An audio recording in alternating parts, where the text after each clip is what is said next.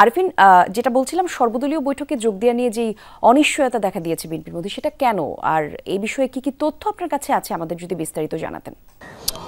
ধন্যবাদ কলি। মূলত এখন পর্যন্ত বিএনপির পক্ষ থেকে আসলে বিএনপির একটি বৈঠক চলছে এবং সেই বৈঠকে মাধ্যমেই সিদ্ধান্ত হবে এই জায়গায়, অর্থাৎ বিএনপির কোনো প্রতিনিধি আসবে কিনা সেই সিদ্ধান্ত নেওয়া হবে। তবে কি কারণে এই বৈঠকে অংশ নেবে না সেই বিষয় নিয়ে এখনও বিএনপির তরফ থেকে কোনো তথ্য নিশ্চিত করা হয়নি। কারণ বলা হচ্ছে যে ঘোষণাপত্রের যে কপি বিএনপিকে দেওয়া হয়েছে সেটা নিয়ে বিএনপির নিজেদের মধ্যে আলোচনা করছেন এবং সেই আলোচনা করে সেই সিদ্ধান্ত তারা জানাবেন। তবে আজকের এই বৈঠকে এখন পর্যন্ত বিএনপি মহাসচিব মির্জা ফখরুল ইসলাম আলমগীর সহ বিএনপির উচ্চতর যে নেতারা রয়েছেন তারা এই অনুষ্ঠানে যোগ দিতে না দেওয়ার বিষয়ে আসলে এখন পর্যন্ত সিদ্ধান্ত রয়েছে। তবে শেষ পর্যন্ত কারা অংশ নেবেন বা অংশ নেবেন কিনা সেই সিদ্ধান্ত নেওয়ার জন্য খানিকটা সময় নেওয়া হচ্ছে এবং এরই মধ্যে বিএনপির ভারপ্রাপ্ত চেয়ারম্যান তারেক রহমানের সঙ্গে এই বিষয় নিয়ে বিএনপির যারা সিনিয়র নেতৃবৃন্দ রয়েছেন তারা কথা বলছেন এবং সেখান থেকে মূলত মূল সিদ্ধান্তটা আসবেন বিএনপির কোন পর্যায়ে নেতারা এখানে আসবেন।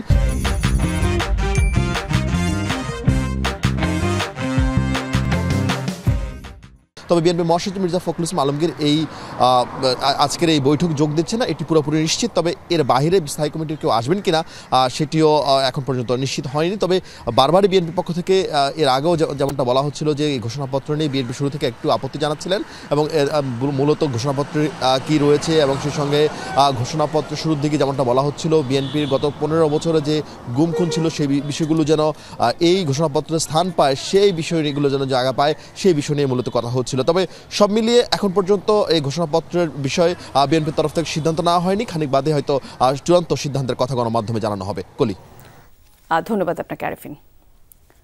দর্শক, এবারে তোপখানায় 6 দলের জোট গণতন্ত্র মঞ্চের নেতারা কথা বলছেন। আমরা সরাসরি সেখানে যাব, আমাদের সহকর্মী সাইফুদ্দিন রবিন আছেন সেখানে। রবিন, একটু জানাবেন সেখানকার সবশেষ কি কি পরিস্থিতি আর নেতারা কি কি বললেন সেখানে?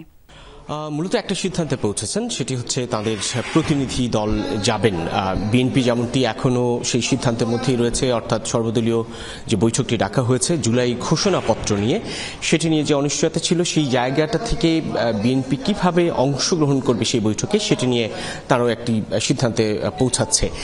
মোটামুটি বলা যায় তাদেরও প্রতিনিধি যাবেন, সেখানে গিয়ে আলাপ করবেন, তাদের বক্তব্য তুলে ধরবেন। আমি একটু কথা বলবো জেএসডি রবের সাধারণ সম্পাদক শহীদুদ্দিন স্বপন, তিনি শহীদুদ্দিন মাহমুদ স্বপন, তার কাছেই জানতে চাই আসলে আপনারা বৈঠক করেছেন গণতন্ত্র মঞ্চের সবগুলো দল, কি সিদ্ধান্ত আসলে আপনারা নিলেন? ধন্যবাদ। আমরা গণতন্ত্র মঞ্চের বৈঠক করেছি। মূলত আজকে প্রধান উপদেষ্টার আহ্বানে যেই সংলাপটি বৈঠকটি আহ্বান করা হয়েছে সে বিষয়ে অংশগ্রহণ করার প্রশ্নে আমরা মনে করছি যে জাতীয় সমঝোতা তৈরি করবার যে আয়োজনটি করছে সেই আয়োজনের প্রশ্নে যথেষ্ট পরিমাণ যত্নবান হওয়া এবং সমঝোতা তৈরি করবার জন্য সবাইকে এক আমব্রেলার নিচে আনবার ক্ষেত্রে যথাযথ উদ্যোগ গ্রহণ করা হয়নি। অনেক ত্রুটি বিচ্ছুতি জায়গা আছে এবং সেগুলো নিয়ে গণতন্ত্র মঞ্চ আজকে তার প্রতিনিধি সেখানে অংশগ্রহণ করবে এবং এই বিষয়ে কথা বলবে।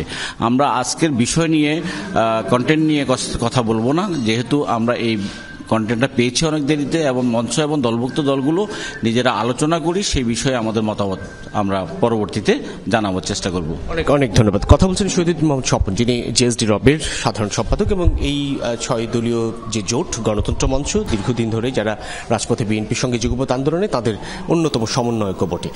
তিনি যেমনটি বলছেন যে জুলাই ঘোষণাপত্র নিয়ে তাদের কোনো মতামত আসলে আজকের এই বৈঠকে তারা তুলে ধরবেন না, বরং প্রতিনিধি দল গিয়ে কোন প্রক্রিয়ায় তাদেরকে ডাকা হয়েছে কিংবা জুলাই ঘোষণাপত্রের ড্রাফট বিলম্বে পাওয়া সেসব নিয়ে তারা কথা বলবেন।